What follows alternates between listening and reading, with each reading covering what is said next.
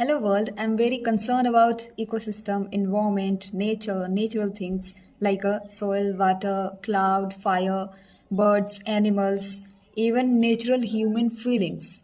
I'm very concerned about them. So let's go to know about the vulnerable, concern, least concern and endangered species. हम सभी को यह पता है कि हमारी धरती पर लाखों अरबों की संख्या में स्पीसीज हैं, लेकिन इनमें से बहुत सी प्रजातियां विलुप्त होने के कगार पर हैं और इन्हें ही कहा जाता है वल्नरेबल स्पीसीज। इनकी संख्या लगातार घट रही है और अगर अब कदम नहीं उठाए गए तो हम केवल इन्हें इतिहास के पन्नों में देख पाएंगे और तस्वीरों में ही देख पाएंगे। आज के इस वीडियो में हम जानेंगे भारत सहित दुनिया के सभी वल्नरेबल स्पीसीजों की लिस्ट, उनकी पहचान, उनकी उपयोगिता और उनके खतरे में पड़ने के क्या कारण हैं। तो आखिर ये वल्नरेबल स्पीसीज होती क्या है? वल्नरेबल स्पीसीज वे प्रजातियां होती हैं जिनके विलोपन का उच्च खतरा होता है। International union for conservation of nature means IUCN की रेड लिस्ट में प्रजातियों को 5 कैटेगरी में बांटा गया है।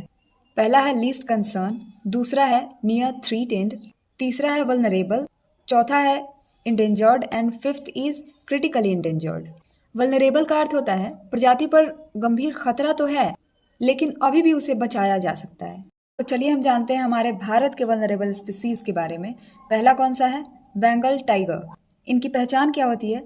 तो इनके खाल का रंग जो होता है पीला और भूरा रंग का होता है और उनके खाल के ऊपर काले रंग की धारियां बनी हुई होती हैं। इनकी संख्या 3100 के आसपास है और इसलिए इन्हें वल्नरेबल स्पीसीज के तौर पे जाना जा रहा है और लीस्ट कंसर्न कैटेगरी में भी आते हैं ये। इनकी उपयोगिता क्या है? तो ये शिकारी के तौर पे, प्राथमिक शिकारी के तौर पे शीर्ष भूमिका निभाते हैं और पारिस्थितिकी संतुलन को बनाए रखते हैं। कारण क्या है इनके वल्नरेबल होने का?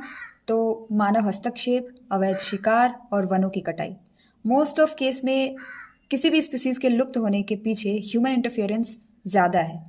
फर्स्ट रीज़न यही है कि ह्यूमन इंटरफेरेंस हुआ है तब जाकर के उस स्पीसीज को उस स्थिति में जाने पे मजबूर होना पड़ा है।